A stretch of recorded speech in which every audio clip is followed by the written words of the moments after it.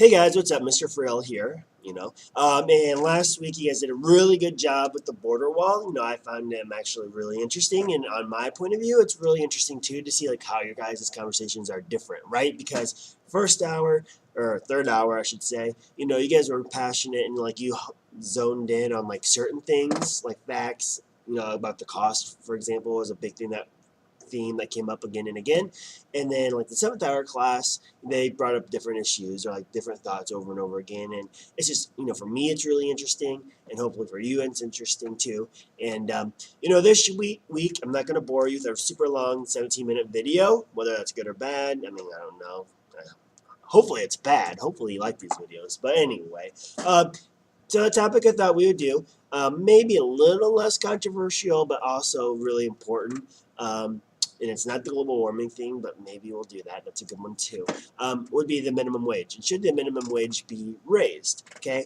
A couple of things I do want to go through really quick before on Friday. You guys go off, do your research, and we'll come back and discuss. Would be basic facts. Okay. Well, what is minimum wage? Well, minimum wage is the amount of money you're paid, like that you have to be paid legally. Okay. So think of a number of what you think minimum wage would be, or think of a number that you think you'd want to work for. Okay, all right, and you're probably thinking 8, 9, 10, 11, 12, 15, maybe $20 an hour, right? Well, if you're thinking like $20 an hour, obviously you're nowhere close to minimum wage, right? Because minimum wage is $7.25 on the federal level. Okay, and some states have that. I think a lot of southern states, southeastern especially states, but not all, have that. Okay, and then there are other states that can add on top, right? Like go higher. So the highest would be Washington at $11. Then you have California, which is at $10.50 an hour. We have $8.25 an hour. Okay, and like I said, a lot of most states are above, I would say, but there are some. Not all of them are located in the southeast, but it seems like a lot of them are kind of on the southeast side of the country that are lower. All right, or I mean at that 725. Put that into perspective. So I get my job, whether it's well, I'm gonna let you fill in the blank of what kind of job you would consider a minimum wage job. It's important to realize that not all minimum wage jobs are held by kids, okay, or teenagers or young adults. Sometimes they are adults my age or higher. But anyway, so put that in perspective. If we get a job at $7.25 an hour, okay, and you get paid by hour, and you typically work, if you get a full-time job, 36 hours to 40 hours. So if we work 40 hours at $7.25 an hour, you're making $290 a week. Okay, and then they take taxes off. Well, you're going to get a lot of those taxes back probably, but probably not all, maybe. Okay, and so you have to deduct a little bit from that.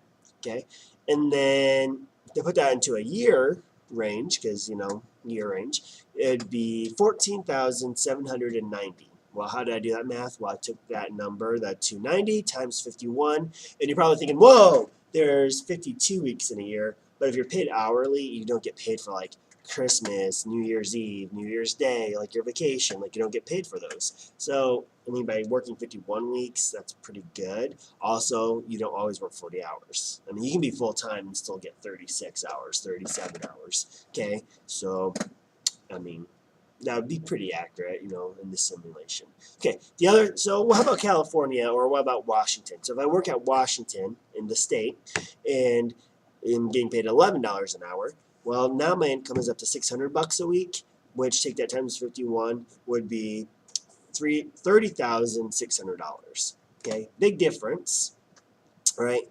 Obviously, $7.25 and $11 is a big difference too. Okay, so which one's better? The U.S. poverty line nationally, if you're one person, so let's say you guys graduate from college and you're not married yet, you don't have kids yet, you're out trying to make it on your own, you'd be considered poverty.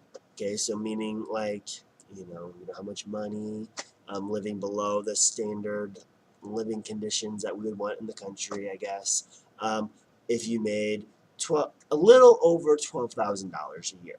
Okay, so if you made a little over it, you'd probably not be in poverty for one person.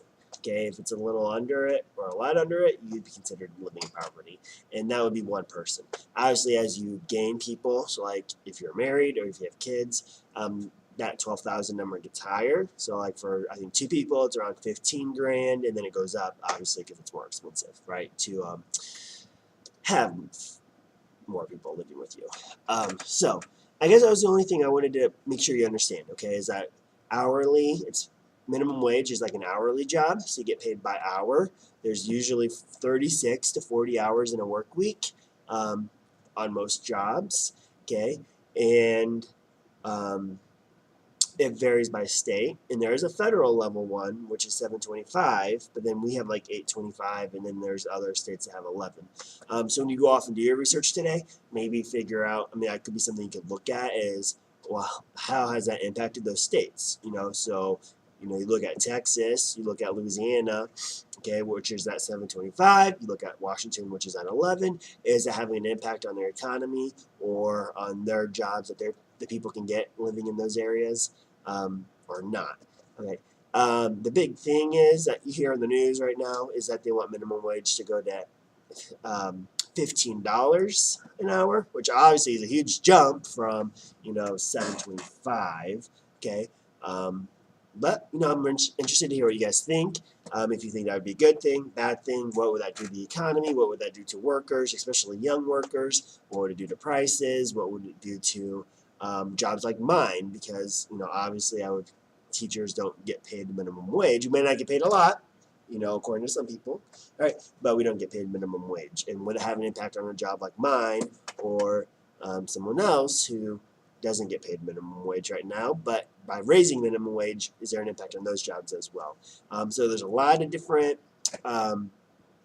wheels spinning on this idea, and they are all kind of interlocking. Obviously, just like we've said over and over again, the bias in the media is going to be there on the issue. So when you look this week for any article about minimum wage at all, I don't care what article it is, pros and cons, states that have it, states that are lower, and like the impact of that.